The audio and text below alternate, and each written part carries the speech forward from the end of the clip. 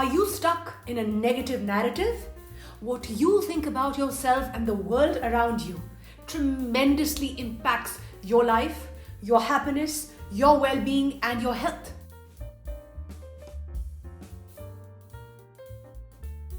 If you think you are worthy of love and capable of confronting and overcoming your life's challenges, you are more likely to act in ways that confirms those beliefs.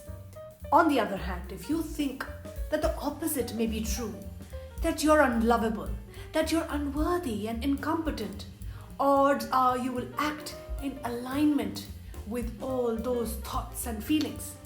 The stories we tell ourselves about ourselves, that is what you believe about yourself, really truly shapes how you think, feel, and act. However, this is only part of the truth, one part of the truth, and may not be the entire part or the biggest part. Because more than what you think, it matters how you respond to your own thinking.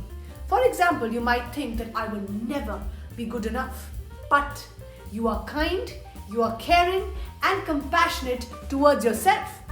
It's possible.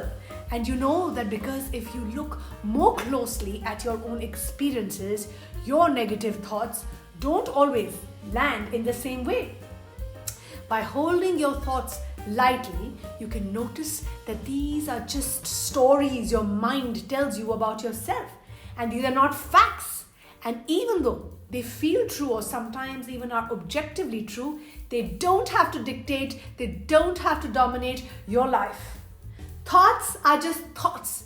They don't hold power over you unless you get caught up in giving your thoughts power. This is often easier said than done because we all are used to holding on to core beliefs and blocks about ourselves that seem as self-evident as a fact that this is true or that this is something that's actually happening to me. And more often we don't even realize when we're in this grip of our own negative core beliefs and thoughts, we're unable to distinguish them from what is while letting ourselves be guided by them in unhelpful or harmful ways. Stop over-identification with labels. The human mind is a master at categorizing. We give names to all the birds in the sky, all the fish in the sea, and literally everything else because it helps us make sense of our world and it allows us to make better decisions that only ensures our survival.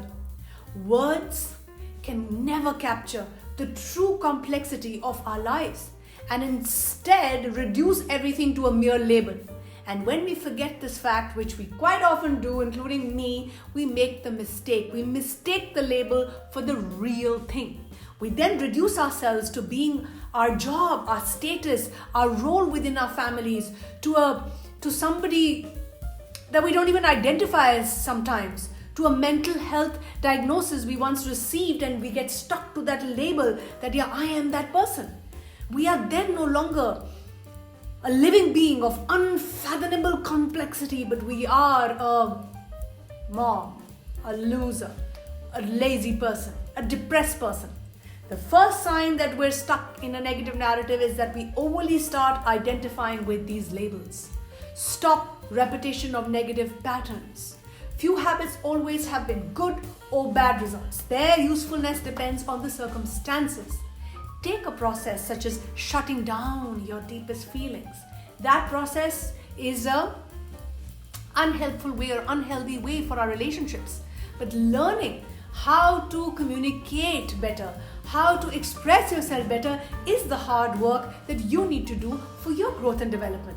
Similarly, having said that, if you repeatedly engage in unhealthy or unhelpful habits, see if you aren't stuck in that narrative.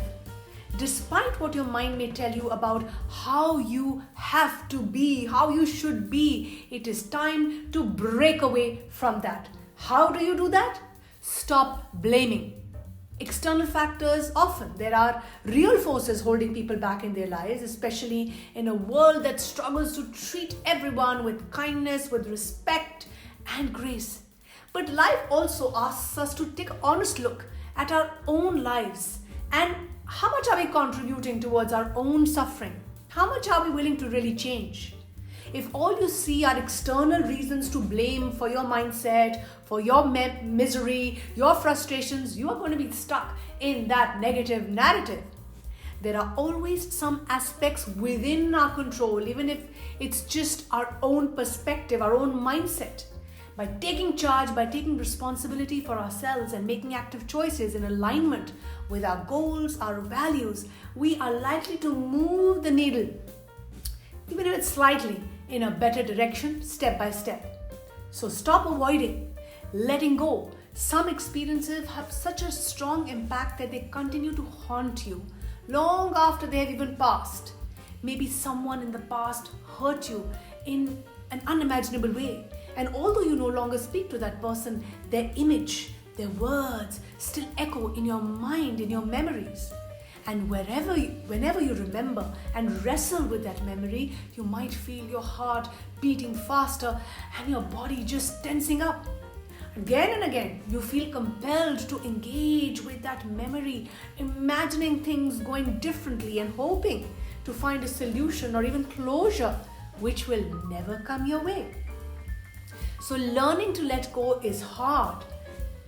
It seems impossible, but I'm here to tell you it is possible. Especially if you can still feel the pain.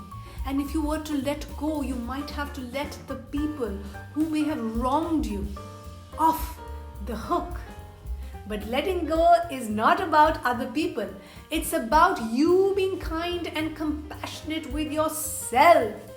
It's about noticing the toll this endless fighting has had on your mental health and peace of mind. And with patience and compassion and kindness, reclaiming your own focus and putting it away from this itching wound and instead on the things that you truly care about. Stop the consistent negative self-talk now. Most of us tend to speak to ourselves in a manner that we would rarely, if ever, use when speaking to a friend, a loved one. We are way too harsh.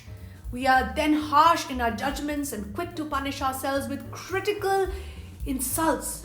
How could I be so stupid? I'm such a disappointment. I should have gotten over this.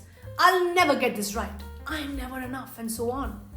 This is often an automatic process, and we do it so quickly and naturally and unmindfully that we hardly ever notice it, let alone how it's affecting your own peace of mind and well-being.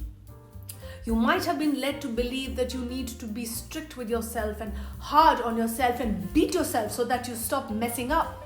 But what does your experience tell you about how well that actually works? If you're being honest with yourself, you're likely to agree that this approach didn't deliver the promised results. It didn't serve you. You're not a horse to be whipped.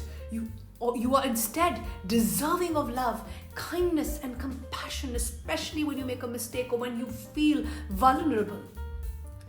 Changing your inner monologue requires active practice, daily commitment, and you can develop by first starting by having a caring tone. Stop the unwillingness to consider other alternatives. When you're stuck in a negative narrative, life appears very much one-sided. Our vision gets blurred and closed down, and we become convinced that reality is just as our mind tells us. This is relatively easy to spot in other people, but it is much harder to notice the impact of our own negative beliefs, our own self-limiting beliefs. When we wear red-tinted glasses, we don't see our glasses. Instead, we see the world as red. As a result, we feel compelled to act as if the world were red, not realizing that different views and different perspectives are available once that they are just as valid. If you're overly concerned about your looks, you may perceive a romantic rejection as proof of your own physical inadequacy. We do not notice that it may have nothing to do with ourselves. When we become too stressed about all the chores we must do on any given day, we may overlook the fact that not doing them is also an alternative. That's also an option. There are always different points of view available. some of which are more empowering than others. And it is our responsibility to explore those alternatives. And by noticing the stories our mind tells us about ourselves, we can more consciously choose which will ascribe to, which one I want to subscribe to, and which one I have to let go. In effect, we may not be able to choose our thoughts, but we can choose our core beliefs and start by challenging those core beliefs that are not serving you. The narratives we tell ourselves about ourselves and the world we live in have a very, very powerful impact on our mental well-being, our happiness, our health, especially when we start to give them more power. By consciously noticing these narratives, a skill you can practice in your everyday life. You can learn to choose how to engage with your thoughts, whether you want to let them drive your actions or acknowledge their presence by detaching yourself from those thoughts and without letting them dictate your demands. Out of all of what I have shared with you, what is that one thing you're going to start practicing from this moment on? Maybe it is starting a meditative practice or getting yourself help. We at Happiness is Love are here to help you because we care, and we are here to be a part of your self-growth journey. And believe me, the magic that you're looking for is in the things that you're avoiding. So ask yourself, in what ways am I avoiding discomfort? In what ways am I avoiding changing my narrative? At Happiness is Love, we believe that together we are happier, together we are stronger, together we're building ourselves, each other, and we are here because we are the future leaders. Thank you for watching this video. Stay tuned for more, and do comment in the box below on what are the things you're going to start changing from this moment on.